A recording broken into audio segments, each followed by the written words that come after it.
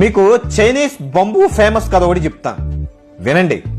బంబూ విత్తనాన్ని వేరే చెట్టు విత్తనాన్ని పక్క పక్కనే భూమిలో పాతేసి రెండింటికి సమానంగా టైం టు టైం నీరు పోస్తూ ఉంటే కొన్ని నెలలకి పక్కనే ఉన్న విత్తనం మొక్కయి మెల్లిమెల్లిగా పెరుగుతుంది. కానీ బంబూ విత్తనం ఎదుగుదల లేకుండా అలాగే ఉంటుంది. అయినా నీరిస్తూ ఉంటే 4 సంవత్సరాల తర్వాత ఆ ఎదిగిన మొక్క పెద్ద చెట్టు అవుతుంది. అయినా సరే పక్కనే నాటిన బంబూ విత్తనం కొంచెం కూడా ఎదుగుదల ఉండదు. 5 సంవత్సరాల తర్వాత భూమిలోంచి బంబూ మొక్క పైకి ఎదగడం మొదలవుతుంది.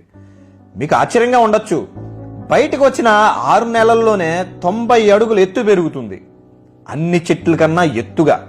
ఏంటి 6 నెలల్లోనే ఇంత మార్పా అనుకున్నారా? కాదు కాదు, మిగతా చెట్లు వెంటనే పెరుగుతాయి, కానీ బంబూ చెట్టు భూమి కింద తన సామ్రాజ్యాన్ని ఏర్పాటు చేసుకుంటుంది, తన వేరులతో బలాన్ని పెంచుకుంటుంది. ఆ తర్వాత 5 సంవత్సరాలకి పూర్తిగా బలం పెంచుకొని బలమైన చెట్టుగా ఆకాశం అంత ఎత్తు ఎదుగుతుంది.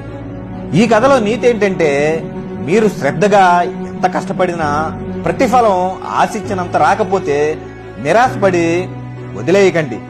ప్రయత్నిస్తూ ఉంటే ప్రతిఫలం, విజయం అంత గొప్పగా, బలంగా, పెద్దగా ఉంటుంది.